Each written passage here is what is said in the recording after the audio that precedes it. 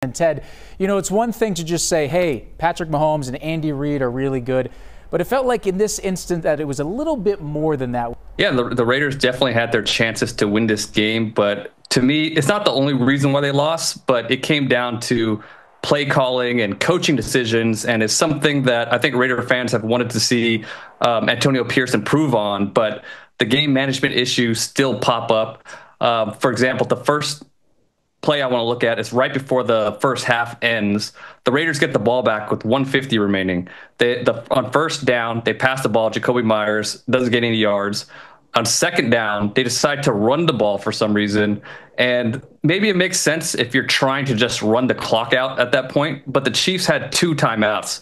So they take one of their timeouts, and they end up in a 3rd and 8 situation. And a 3rd and 8, Spags, the Chiefs defensive coordinator, he likes to be extremely aggressive. So he's going to bring a corner blitz here.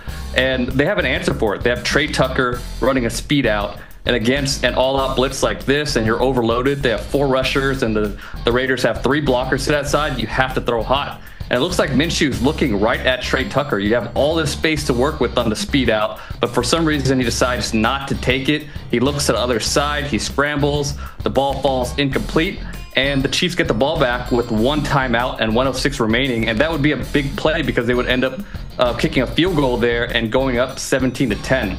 And later in the game, the Raiders defense gets the ball back for the Raiders at the goal line. They decide to run the ball 3 times in a row. They get stuffed all 3 times, and on a 4th down, they decide to go for it. So it's a must-pass situation now. You're at a 3-yard line, and the Raiders are going to come out and empty. And this time, the Chiefs aren't bringing pressure. You only have 4 rushers on the line of scrimmage. They're not showing blitz.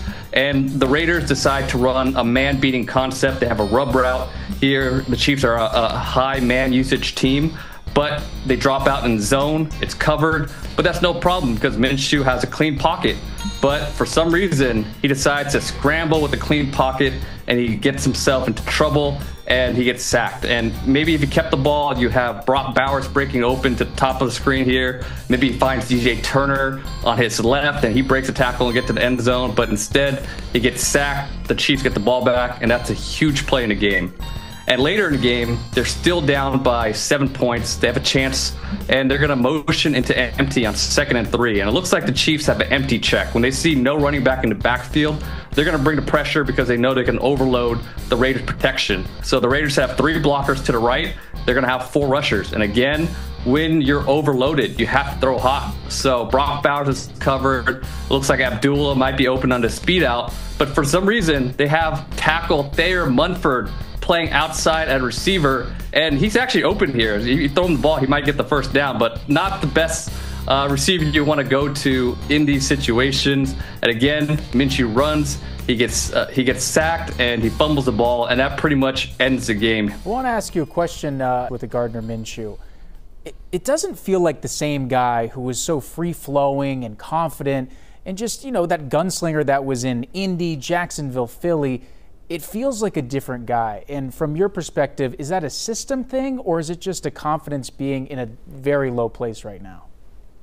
To me, it feels like his confidence is at a very low place right now because, like you mentioned, he was a better player in those stops, in his previous stops, but it just feels like he's not sure what he's looking at. He's running himself into pressure. He's missing passes that he normally wouldn't miss. I think right now he's just in a hole mentally, and it's going to take a lot to build his confidence up. Is it worth going to a Desmond Ridder at this point, or did you just ride it out with Gardner?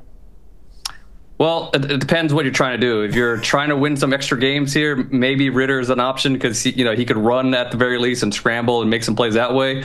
But if you're looking into next year, you're looking at the draft, maybe you keep this version of Gardner Minshew out there.